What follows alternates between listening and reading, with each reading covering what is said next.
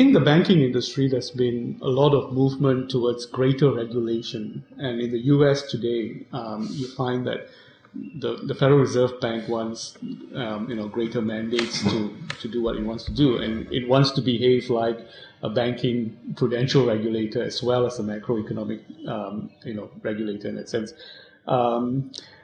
And the politicians are getting into the fray. This whole thing about stress testing is something in banking which banks have always done. But today, the politicians are looking at the numbers and taking a view as to what needs to be saved and what needs to be let go, if at all they let go institutions. What's your take in terms of how the banking industry in the U.S. will play out in the next 18 months? Well, the banking industry and the insurance industry have always been, and the mortgage industry have always been regulated in America. And that's where the problems arose. They arose in regulated areas. The unregulated areas of the American economy did not cause the problems. It was the regulated areas that caused the problems. Now they're calling for more regulation. It wasn't regulation that was the problem. It was the regulators. They were incompetent people. They didn't do what they were supposed to. Otherwise, we wouldn't have these problems right now. And then when there were problems, they stepped in and saved people rather than letting people fail. Now, had the regulators had half a brain, and had they done what they were supposed to, and had they let people who fail, we wouldn't have these problems right now. So the idea that we're going to suddenly have more regulations, and that's going to solve our problem, is laughable on its face. That's not going to solve the problem.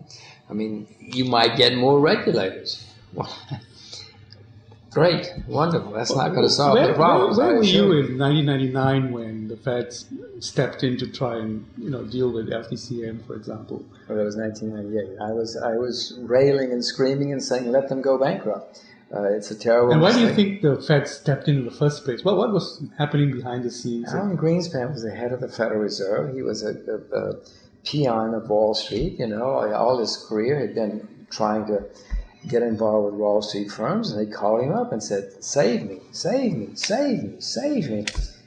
He went and saved his friends on Wall Street. That's all he knows. Right. And do you think that the Feds make certain assumptions that we need to question today? Of course, we need to question the Fed for the past 20 years, for goodness sakes, because nearly everything they've done in the past 20 years has led to problems. We always need to question anybody, but certainly the Federal Reserve in the last 20 years, they made one mistake after another. It's staggering how many problems that we have now because of the Federal Reserve. Right. And what do you think should happen in the States in terms of the mandate given to the Federal Reserve Bank, as opposed to, say, the FDIC, for example, and the dynamics between these two? The best thing you could do for the Federal Reserve is abolish the Fed. I mean, the Fed we wouldn't have most of the problems we've had. Remember, they're just bureaucrats that are get this job. They get these government jobs. If we didn't have the Fed printing all this money and taking on all this gigantic debt, we wouldn't be having the problems we're going to have down the road. And remember, the Federal Reserve was supposed to be the ones looking after all of this. The Federal Reserve caused the dot-com bubble. They caused the housing bubble. They caused the consumption bubble. Mr. Greenspan kept printing money. Every time things got bad, he called his friend. When his friends called him, he bailed them out. He lowered interest rates again.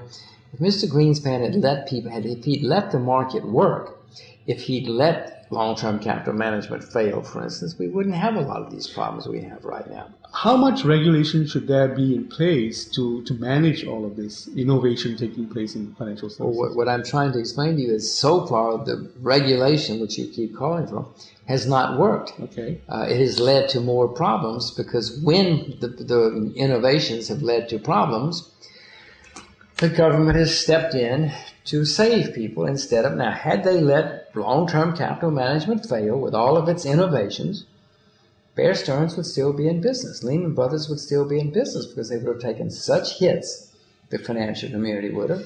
The capital would have been impaired. They would have had to fire a lot of people, incompetent people who then went on to become even more innovative, as you put it, and cause even more problems. So if we didn't have the Federal Reserve, we'd still have Lehman Brothers. We'd still have all of these guys going forward, because the market would have regulated itself. Right now, or then, everybody said, well, the Federal Reserve's on top of things. The SEC is on top of things. We don't have to worry. Well, that was nuts. Right. Do you see that the institutions will go back to being what they are? Do you think that they will, there will be real transformation, there will be good regulation in place? If you want good regulation, first of all, you've got many more regulations, and you don't have more regulators. And even if you do have more regulators, what makes you think they're going to be any more competent than the previous regulators? First of all, they'd probably be less competent, because you're going to have many, many, many more of them enforcing many, many, many more regulations. And so the situation is only going to get worse. Remember, America's had 3 central banks in its history. The first 2 disappeared. In my view, this one's going to disappear too, because it's going to destroy. It's in the process of destroying itself. And the regulators are just. Why do you think that we're all of a sudden going to have a group of very competent? It's going to have to be more than competent. They're going to have to be geniuses. And most of the geniuses don't go to become regulators. They go to become innovators and to start new products, new things. Now, one of the great things about innovators is some of them are geniuses, but some of them are failures. And the ones who fail clean out the system and keep the system straight, because all these other guys say, well, he's going to fail, so I'm not going to give you my money, because you might fail like he failed. If nobody can fail, then everybody fails in the end. Thank you very much, Jim, and thank you for spending time with us today. Thank you. My pleasure.